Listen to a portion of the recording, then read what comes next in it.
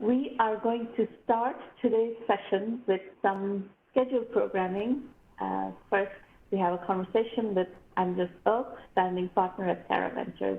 Andrus, welcome to the show. Thank you for having me. Hello. Yes, we can hear you.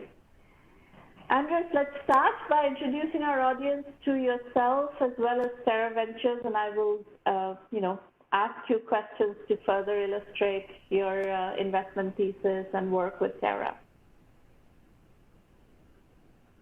Sure, happy to.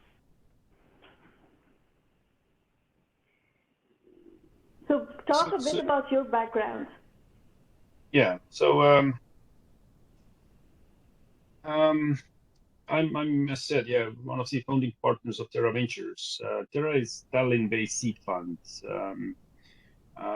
We currently invest from our 45 million euro second fund, and we're sort of halfway through. We have done 15 deals and probably will do another 15. And we are broadly seed from early to late, from a couple of 100,000 euro initial tickets to 1.5 million. And we support our portfolio companies throughout the early rounds as well. And we like to be early. We've been actually mostly the first investors. Some of our most notable portfolio companies, we have started supporting them when they were essentially founder teams and slide decks and some marketing tests. Yeah. So you do essentially pre-seed and concept stage investing. And later seed as well, yeah. Not only early. Yeah. We'd like to be early. So you do the follow-ons, but you're okay, you're comfortable with doing these very early stage stuff. Yeah, exactly. And what do you need to see in a founder team where you would write a check against a concept? This is actually where we spend most of our time, really trying to understand the founders' ambitions and motivation and background as well. We sort of we think about it quite broadly as well. So for instance, we try to invest both into experienced founders and first-time entrepreneurs as well. Of course, I mean the main point really is, do we believe that these guys can actually change the world or become category leaders in their category or in their industry, do we believe we will be able to help them and what heuristics have you come up with in determining that? And these are two different categories, right? The experienced entrepreneur often is a proven quantity, somebody who has track record, and you can invest in somebody's track record, but a first-time entrepreneur doesn't have that. So what do you look for in a first-time founder to write a pre-seed check?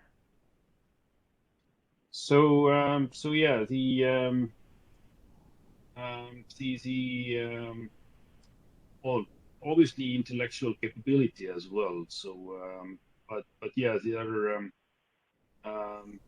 The way they think about their business, the extensive actually done the homework in a sense. Even though they are early, I mean they should have been at least thinking about their business for some meaningful amount of time.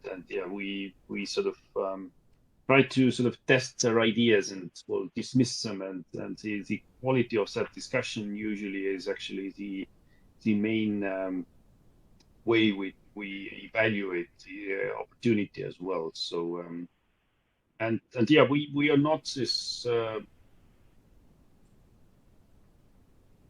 too fast decision maker perhaps. So we like to spend some time with them. Take your time to get to know the entrepreneur.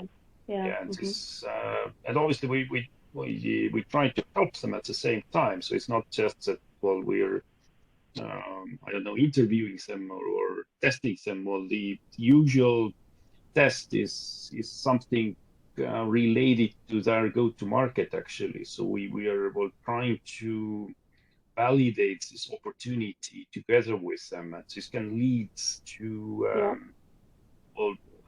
them finding customers with us. Well, we've been doing this for more than 13 years, so we've been during that time have been developing capabilities, how to actually find relevant people, and we do obviously have existing networks, and yeah, all three Tera partners are previous entrepreneurs as well. So of course we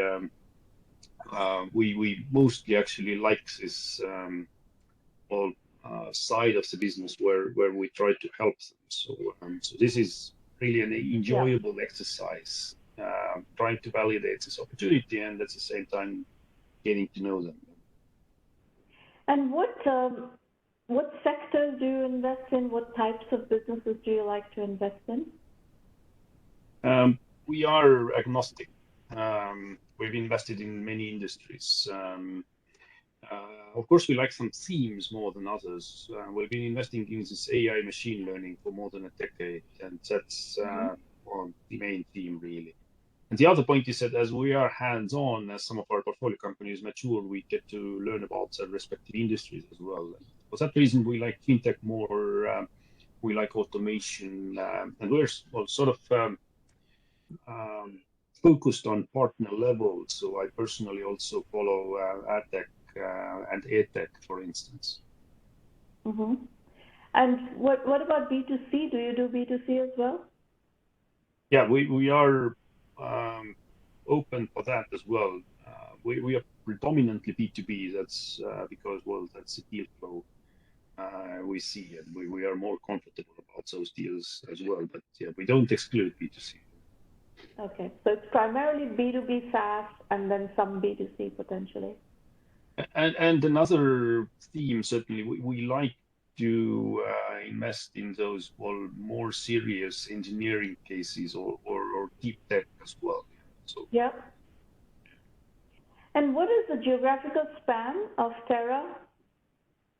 So yeah, Estonia is the home market. Most of our deals are here, but we also cover Denmark, Sweden, Finland, Latvia, Lithuania, Poland, and Czech Republic. So sort of a circle around Baltic Sea.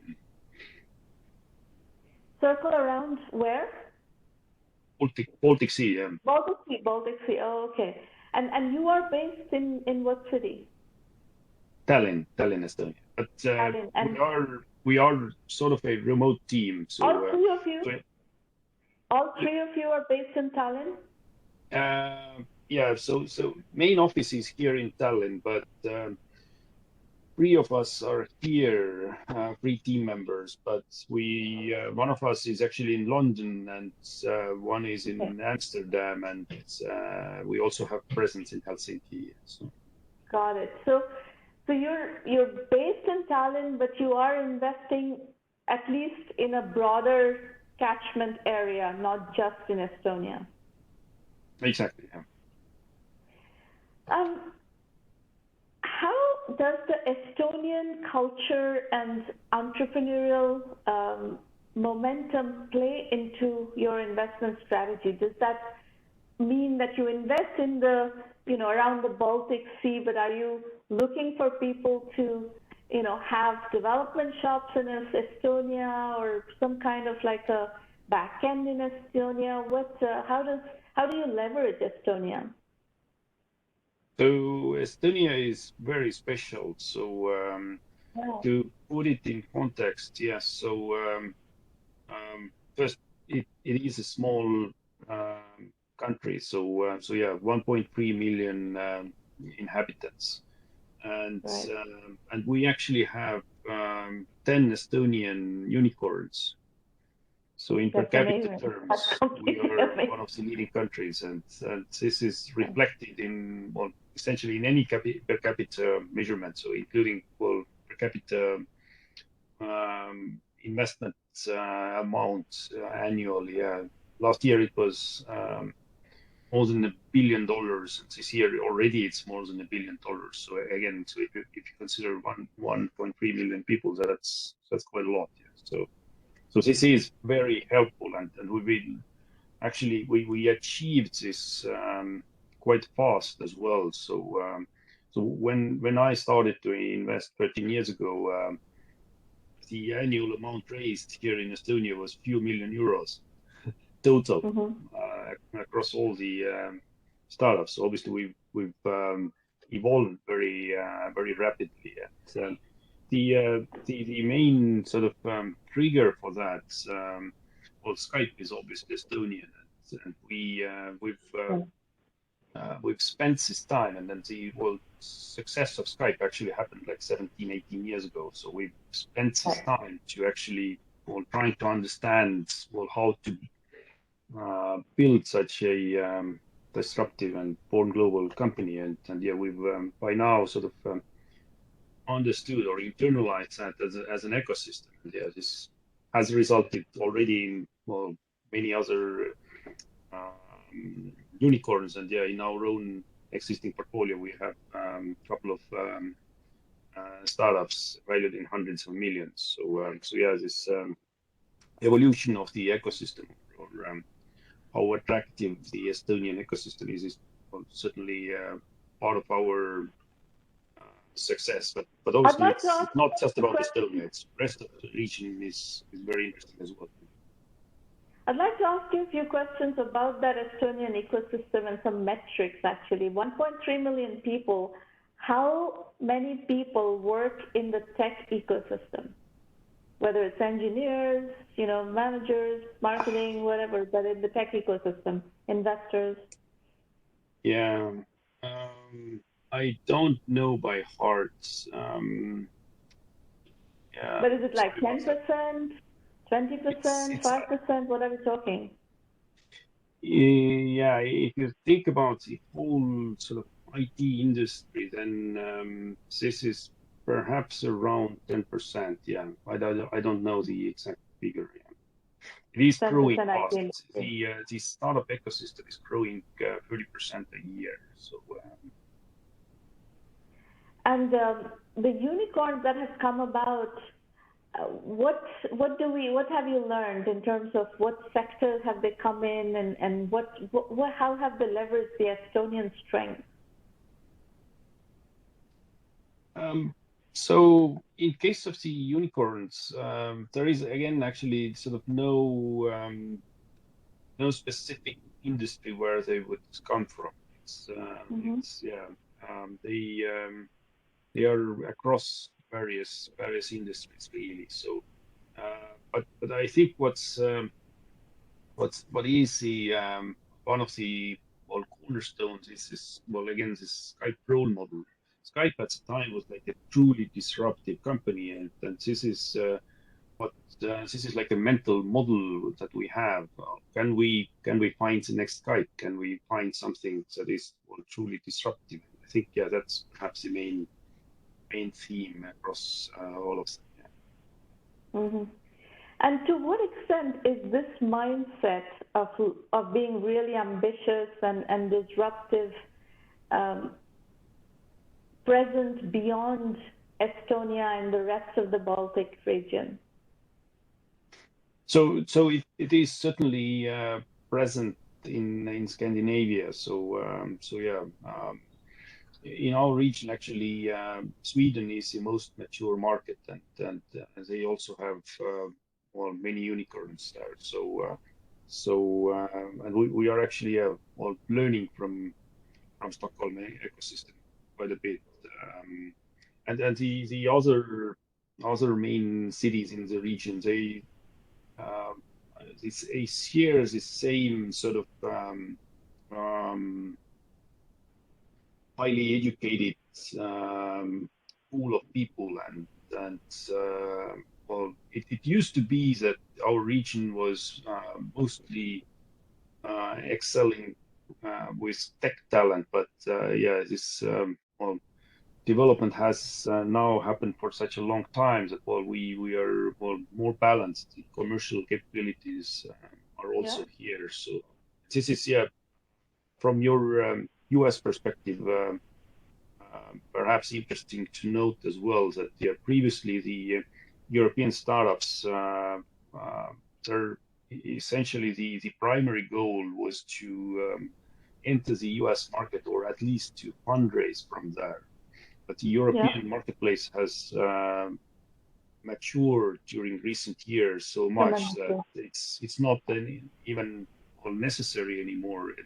They can also get funded here in Europe. So, and as an effect, actually, US VCs have not just paid more attention here, but they have established teams here in Europe. Yeah, otherwise they would just miss those opportunities. So when we started, we actually also our initial target indeed was to send our portfolio companies to the US, especially East Coast. We've also sold 3 portfolio companies to major Nasdaq listed US corporations. And yeah, the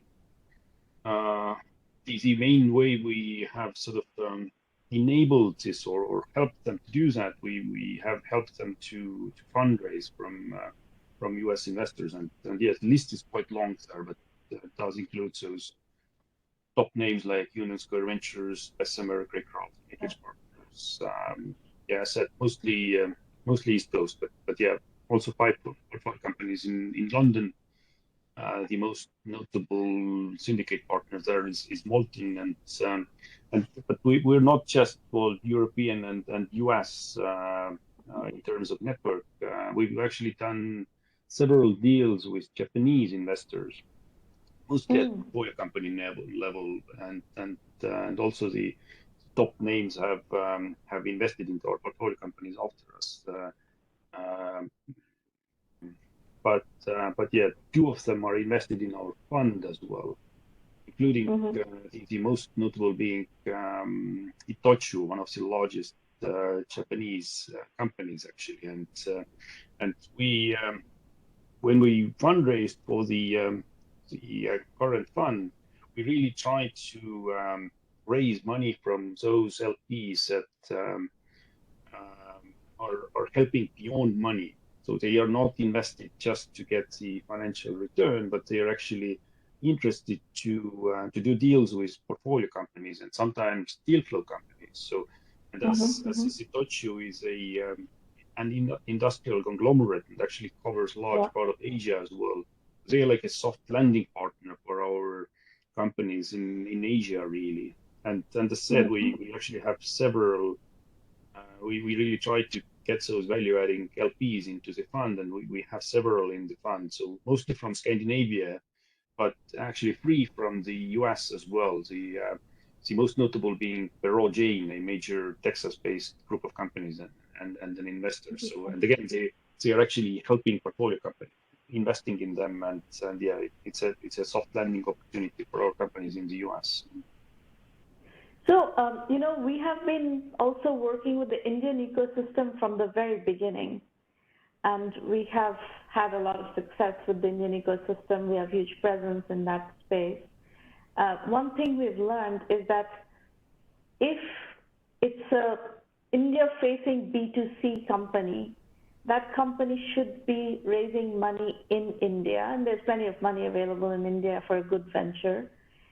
If it's a B2B company, either Indian market-facing B2B company or even a global market-facing B2B company, the go-to-market strategy can be fully executed sitting in India. Only when it comes to enterprise deals or some sort of global, whether it's global B2C, global ed tech, global, whatever, fintech, then it comes the question of having to, have presence in the US. Enterprise-facing companies generally want to come to the US and start, after they validate in India, they come to the US and they want to enter the market in the US because US enterprise customers are very savvy in buying new technology and innovation. How would you summarize the perspective in your part of the world in those categories, like, the European facing, the internal domestic market facing B2C, the small business facing B2B, and then the enterprise facing B2B? Yeah, so I certainly see similarities from our point of view, especially this US approach. I think it's pretty similar, but I wouldn't be so strict. So meaning that you can find those well-matching investors that can actually help in their respective markets in many places. It's not just the US as well. So yeah. For instance, you're talking about the enterprise facing B2B.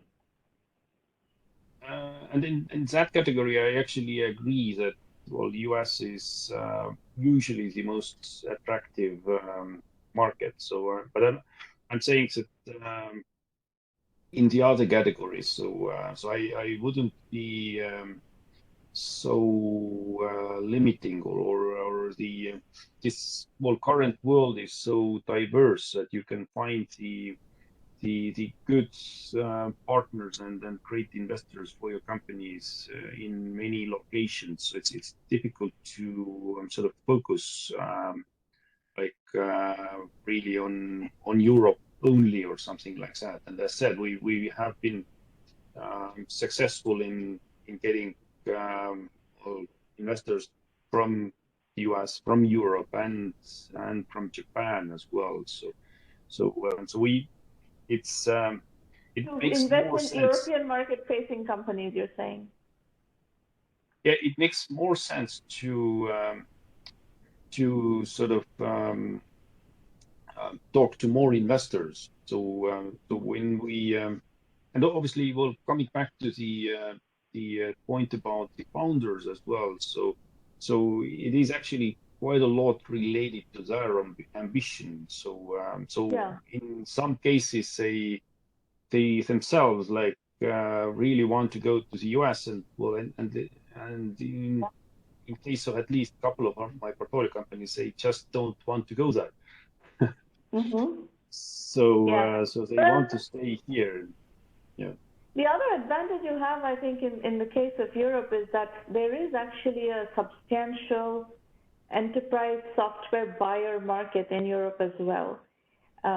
The Indian software buyer market or technology buyer market is not as mature. Europe has a lot of enterprises, large enterprises that buy a lot of technology, knows how to buy a lot of technology, and so you could build a substantial business catering to the European enterprise customers already. That's one observation I have, and then the second one is that language is an issue in Europe more than in India. In India, the business operates mostly in English, so software, everything is in English. Whereas in Europe, I think there's a bit more of a language issue, and English is not necessarily the lingua franca of Europe, although in Northern Europe, in your region in Scandinavia, English is more of a lingua franca. Is that correct? I agree with that, but yeah, obviously lately the English language is much more commonplace. So young people all obviously speak English, even in Southern European countries. Yeah. So I think it's evolving quite nicely from that perspective as well. Yeah, it's evolving, right. Before we finish, would you like to talk about a couple of your investments as kind of case studies? And as you talk about them, talk about their value proposition and market and so forth, but also talk about how you encountered them, what stage were they in, what state were they in, and what is it about them that compelled you to write the check? Sure. So this is one of my first investments, a company called GrabCAD. It wasn't a special case from the very beginning. So usually startups are very focused, and these guys they were sort of working with three different focuses or pillars of the business. So they are like a LinkedIn for CAD engineers. They are also a CAD library, and they initially had sort of CAD services online. So and we were considering that, well, is it okay? Is it why are you not focused, or would it be better to have a focus? And well, this took some time, but the guys were so forward-looking and so they executed so well that they sort of proved this with traction. So this obviously when they started, well, these none of those things really existed online. So and um, So you're and talking it about appears that those CAD yeah. libraries for mechanical design? Yes, exactly. So, and because they got great models into this library, well, this obviously got quite a lot of attention, and that's why the engineers actually signed up to this platform. This will enable creating this well LinkedIn for CAD engineers, and well, this was like a virtuous cycle really, and then they well started even building CAD functionality, some CAD functionality into the browser as well. So yeah, very cool company, and yeah, we had a really nice exit with them after they went through Techstars Boston and then raised money from Matrix Partners, Andrus Ventures, and Charles River joined at Series B. So yeah, it's an interesting Who story. bought the company? Stratasys, Nasdaq listed. Okay. I did quite a bit of work on a CAD company in the early 2000s. I know the CAD market reasonably well, and I'm just curious, was it any particular CAD platform that they were building models on, or were they covering multiple CAD platforms? What was the strategy? Yeah, multiple. Yeah, that was it. Multiple. Okay, yeah. Cool. Very cool. All right, let's do one more, and then we'll wrap up. Yeah, let's see. So I have another portfolio company which has excelled really by doing mini pivots. So when I first talked to them, they were so their point was that, well, the video ads were essentially at the time tested in university labs, and like complicated eye tracking machines were used, and then they thought that, okay, we can sort of simplify this, and we can, well, just getting those people, getting the panelists to those, well, university labs is a hassle. And they thought that, okay, we can, well, bring those devices to, well, regular cafeterias and well, make it simpler. But well, this still at the time wasn't actually compelling. So when I thought that, okay, this is now really interesting to invest in, they actually had figured out that they can, without those physical eye tracking devices, they can actually they can do it algorithmically from any webcam. And this is obviously more scalable, much more interesting. You can, well, test across the whole world and different segments of people. And then they discover that, well, actually, well, emotions are more valuable than, well, eye tracking. So if you can detect the emotional response, and it's, well, customers are more interested in that. And they developed the capability for that. So and then after that they discovered that, well, actually attention is potentially even more interesting. So and they've actually developed the industry leading capability to detect attention as well. And during last few years, they've actually branched out to other nearby use cases, and yeah, they are actually a really interesting company going forward. So what use case do they monetize on primarily? Sorry? What use case do they monetize primarily? So actually, currently the main product is mostly actually attention measurement and this emotion tracking. So in what context? In what use case? In the ad measurement and advertising, video ad and media placement as well. Yeah. I see. Okay. Very cool. Well, it's been quite an enlightening conversation to learn both about your firm's activities as well as the region's activities. So we will keep in touch and you know, track the progress of the region. We are very, very excited about the whole globalization of entrepreneurship, which was our mission when we launched in 2010, and it's been really wonderful to see that evolution, and we constantly provide our platform to showcase those movements. So thank you for coming and sharing today. Thank you very much.